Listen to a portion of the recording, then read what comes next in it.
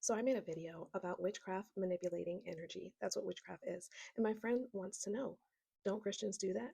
So let's talk about it. First, let's start off by saying that some Christian practices look like witchcraft because they're influenced by witchcraft. Okay, let's think about prayer. We often talk about saying incantations when we're talking about witchcraft. Well, prayer is a little bit like that, right? You're praying for change. You're trying to influence change through your energy, through your prayers.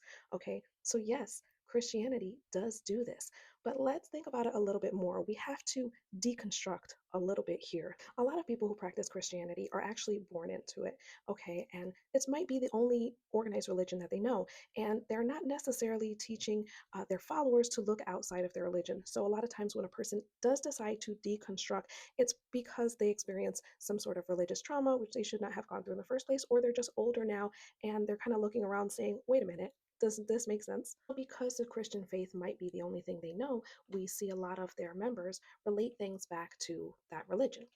It's just a natural thing to do. However, witchcraft actually predates Christianity. There's actually documentation to support that there was witchcraft happening thousands of years ago in Mesopotamia. There's also a lot of practices that, although they might not have been called witchcraft, kind of look like witchcraft because we know that witchcraft is a nature based spirituality, right? We're using things that come from the earth, we're connecting to the elements. So let's talk about the element of water for just a moment.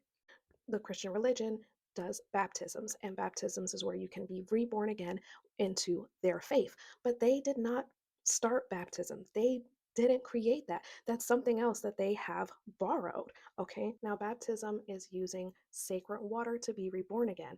And it doesn't go back just to ancient Greece because the word baptism comes from the Greek language. It goes back before because the ancient Egyptians were using it, but it goes back even before that because we see a form of baptism in Mesopotamia. The ancient civilizations connected the idea of amniotic fluid, which we're born in, and water. And that's how they started having sacred water. And they even have stories about sacred water and using sacred water as a form of purification and rebirth. And that continued on, and it's thousands of years old. But people are not being taught that because that might make you look somewhere else.